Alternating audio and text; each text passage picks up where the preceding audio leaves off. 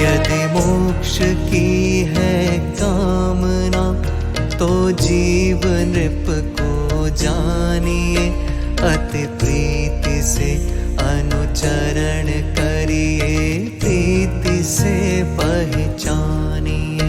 जो भव्य जन संसार सागर पार होना चाहते, वे कर्म ईंधन दहन निज शुद्धात्मा को ध्यावते।